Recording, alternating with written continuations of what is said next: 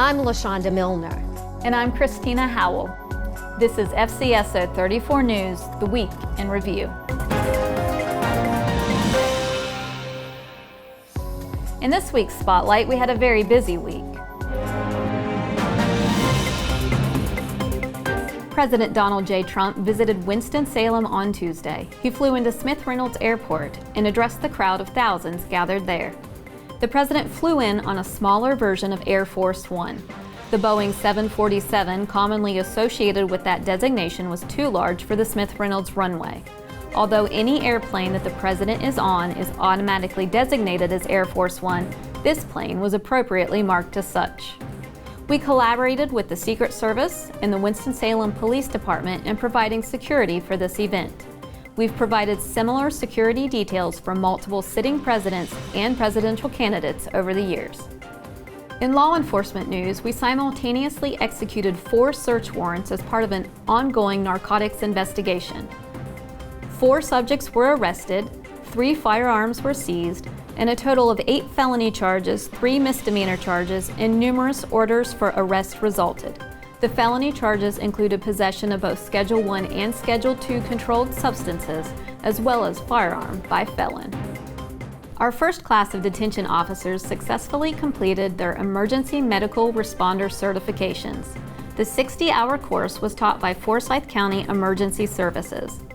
The EMR certification teaches how to perform basic interventions with minimal equipment. Detention officers now have knowledge and skills necessary to provide immediate life-saving interventions while awaiting additional resources to arrive. Join us in congratulating our newly certified officers. In community news, we are currently partnering with Hope Community Church and Imprints Cares for Virtual Learning School Site. This virtual learning program opened Wednesday at Hope Community Church for qualifying 3rd through 8th graders. The program operates 3 days a week, providing free transportation, breakfast, lunch, snacks, and internet. Imprints Cares provides certified teachers to assist students with their work. Plans are in motion to soon open another site at Union Baptist Church in Winston-Salem. We need you, our community members, to provide for our students in need. Visit imprintscares.org to find out more and to donate. And now to LaShonda for our community updates. Sergeant Little will connect us to our community. This week in Community Connections. This week in Community Connections, the Forsyth County Sheriff's Office Community Outreach Unit has 2 major things to let you know about. The first is the Crisis Control Ministries 100 Bin Challenge. Crisis Control Ministry is a food bank that helps aid our citizens that have food disparities and sometimes bill disparities. We will be posting locations and different dates and times where we will be collecting non-perishable food items to help supply the food bank. Please be on the lookout for our social media for those. Secondly is the training that we have been working on and we're currently finishing up. Is the Citizen Use of Force training. The Citizen Use of Force training will be using our FAT system, which stands for Firearm Training Simulator, which is a completely computer-generated screen that helps us with different situations and seeing how you react and how to better react. This class is currently ongoing now, and there will be future applications of it, but please stand by before you flood our gates with requests. Before I go, I have to give a community shout out to LB the Poet, AKA Larry Barron. Larry Barron is a wrestling coach. He's a poet, he's an author, he's an artist, he's a rapper. He does everything under the gamut, and now he's adding cycling to it. He has logged in over 500 miles since June, and it is deeper than just him trying to exercise. It is him trying to start a nonprofit called North CAC, which stands for Cycling Against Cycles. Larry Barron will be having this mentorship nonprofit group that will help provide bicycles, help provide mentorship, education, and all types of things in between. It is a holistic view of mentorship. So please be on the lookout, and if you see him, a high five, a handshake, or a donation to his nonprofit, Cycling Against Cycles. Thank you. And now back to Christina for our trends and statistics. This week on 34 Trends. Investigators responded to 3 deaths by overdose during the month of August. This brings our total number of overdose deaths for the year to 8. It is important to note that these deaths are only in areas where we have primary jurisdiction, so they do not include Winston-Salem and Kernersville. During the month of August, our Special Investigative Services Division made multiple seizures and arrests. Most notable among their seizures included over 2.5 pounds of meth with a street value of over $250,000, over 3.5 pounds of cocaine, over 18 pounds of marijuana, and approximately 105 grams of heroin. We also seized 18 handguns, over $30,000 in cash, and in joint operations, over $1 million to be dagged. A question that I field frequently is what happens to cash when we seize it as part of an investigation? Any item that we seize, no matter what it is properly handled and accounted for. Cash that is seized is counted, verified, and stored in evidence management. Once the cash is no longer needed for the court case, if we are the sole agency working on the investigation, then any outstanding taxes and penalties are paid out of the cash. The remaining amount of money either comes to our agency or to the school system. If it comes to our agency, then we use it for further investigative purposes.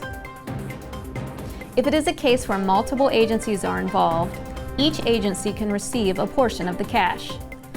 For the month of August, we worked collaboratively with other state and federal agencies to seize over $1 million. We have filled out a DAG 71 form so that we can submit that to the Department of Justice Attorney General's office. Once the cases have resolved, we will receive a portion of the cash from each case. We were able to catch up with Captain Chenault at the detention center.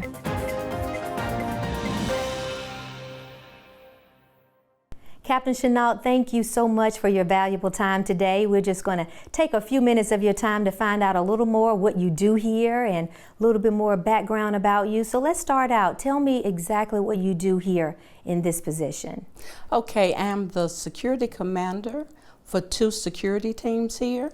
I'm also over classification, community court services, grievance officer, gain intelligence, and also key and lock control and program manager. Wow, lots of responsibility. And so how long have you been here? I have been here for 28 years. Matter of fact, next month is my 28th year anniversary. Well, happy anniversary. Thank Long you. years, a lot of responsibility. Yes. So if you will, kind of tell me your starting to get to where you are, different positions that you have taken on. Okay. I have been here 28 years. I started off as an officer. I was promoted to corporal, then sergeant, then lieutenant, and then I became the first African-American female promoted through the ranks to captain, and that is probably one of my proudest moments. How did you feel about that, knowing that you basically created history? You know, I always said that God's timing is everything. Absolutely. And I have to give homage to the people that came before me. I've come across so many strong people when I was early in my career, and they were women of wisdom, women that cared about people, women that held themselves high, and they wanted to help people. They came into the law enforcement field because they wanted to help other folks and to pay it forward, and that's what I have done all my career. Absolutely, and I'm sure family, foundation, helping you to create those values, helped you through the ranks. And so how do you, some of those things that you learned from the past, from your family, from your support system, what are those things that you've carried along to get you to where you are today? You know what? Your integrity and your word means everything. Working in this career at the detention center, it gives me the ability to use my God-given gifts. One of my gifts is to let people see that they're valuable. Sometime in life, they're beaten down by the different circumstances of life. But life also teaches you, if you just hang on, that you can rise above any situation that is in life. Absolutely, it's your self-belief and holding on That's and creating right. those values and morals, correct? Correct. So what has been the moment that has really impacted you in these 28 years? Or where you found that you've impacted someone else that you are surrounded with. This is like family. You show up here every day, right? This is your second home. So what is a moment that you can remember in these 28 years where you have been impacted, or someone has said, hey, Captain Chenault, you've impacted me? I would say for impacting people's lives, the staff and the residents here, life is a journey. And when you have experienced things in life yourself, whether it's the good, the bad, or the ugly, you can not only support them through difficult times, you can celebrate with them through the good times. And when they're in a transitional period in their life, whether it's professionally or personal, you can help walk them through that journey. And because people know that they never walk alone, and that's a good feeling when you know that you're never by yourself. Absolutely. And so they impact my life in such a good way, because every day that I come to work, I get a chance to touch someone's life through an encouraging word. Yes. By Just a sharing, word. yes, just a word, encouraging them when they're in a dark place. You can be the light that can just give them information that they need. A lot of times people that are incarcerated in our detention center, they are seeking guidance, direction, an encouraging word.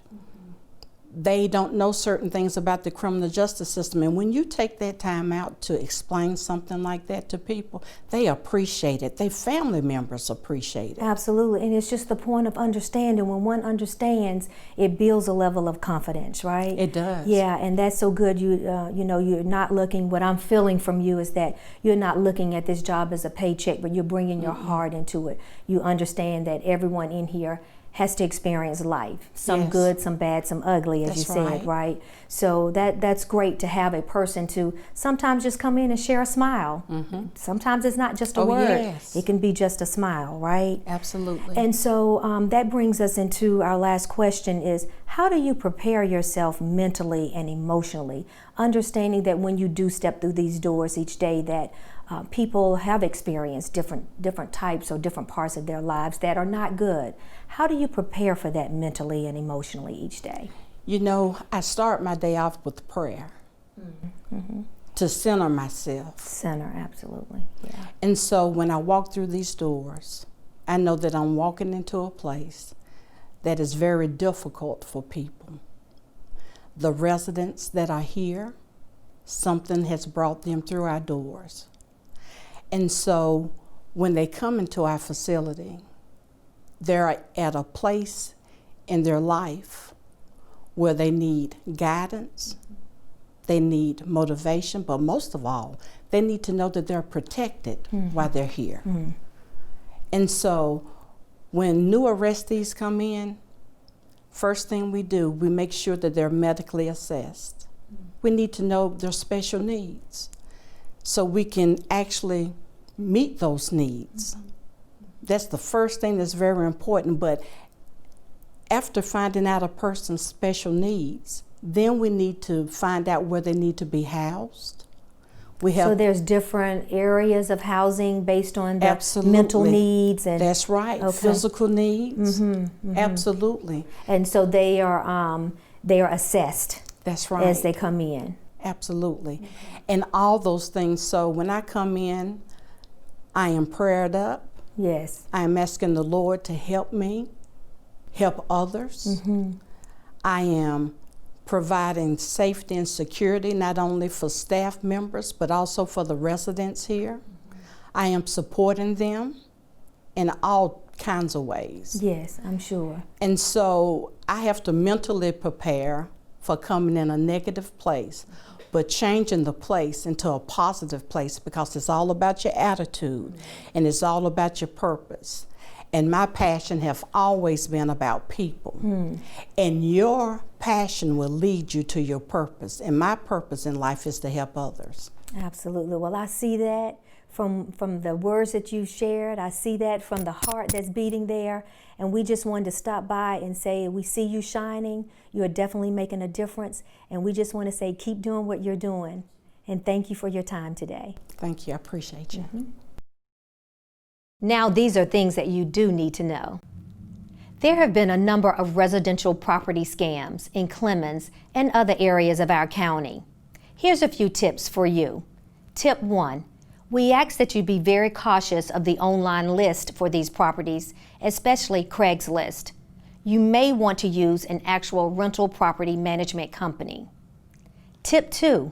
We recommend you talk directly to your landlord in person or on the phone, and not use email or text as your only form of communication. Tip 3. No matter who you rent from, do not use Cash App as a payment tool. Back to Christina to give us some behind-the-scenes information about our Forsyth County Sheriff's Office. The Forsyth County Law Enforcement Detention Center is a place that the majority of people have never been inside. Located in downtown scenic Winston-Salem, this 11-story twin tower structure has a footprint of more than 400,000 square feet. With its own kitchen, laundry, mail, medical services, and more, the detention center provides for all of the needs of the incarcerated individuals. Every law enforcement agency that operates within Forsyth County brings individuals they have arrested into the detention center. This includes state and federal agencies that do not have their own local facilities. The individuals are turned over to the care and custody of the detention center, where they are processed in and become what we refer to as residents. The resident population consists of male and female, both sentenced misdemeanants and those awaiting trial. With 735 modular steel cells, the detention center has a bed capacity for 1,016 residents. With the recent COVID-19 epidemic, many steps have been taken to reduce the population. In 2019, the average daily population was 832 residents. For the last few months, that number has been only about 600 residents. Primarily, this has been achieved by working closely with the DA's office. By providing daily updates to the DA's office, they have worked to ensure that the jail beds are reserved for the most violent offenders and those who pose a risk to the safety of our community. The Sheriff's Office has very little to do with who is here and for how long they are here for. Law enforcement officers are responsible for investigating and bringing charges against individuals who commit crimes. These charges are heard by a magistrate who sets the bond amount using a worksheet to determine the proper number.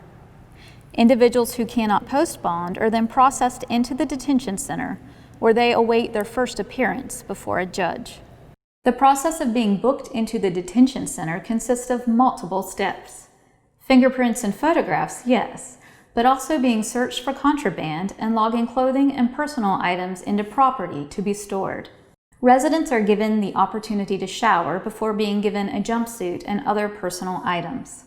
They answer a series of questions to determine where they should be housed within the facility, and they participate in a medical screening before being assigned to a housing unit for the duration of their stay. We understand that the majority of people do not want to be here in the detention center, but while they are here, we are committed to ensuring that they are safe, secure, have their basic needs met, and access to resources to better themselves. Find out how you can be a part of the Fcso family. If you're looking for a new and exciting career, Forsyth County Sheriff's Office is hiring. We have availability in the following career fields: Deputy Sheriff, Detention Officer, Animal Services, Telecommunicator, and a variety of civilian positions.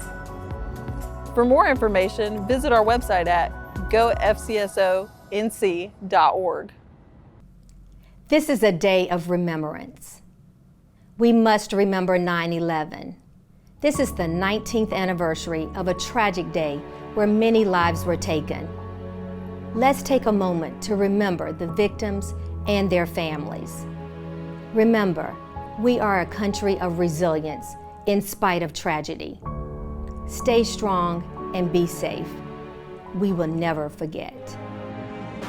Thanks for joining us on the FCSO 34 News Weekend Review. Truth, transparency, and understanding.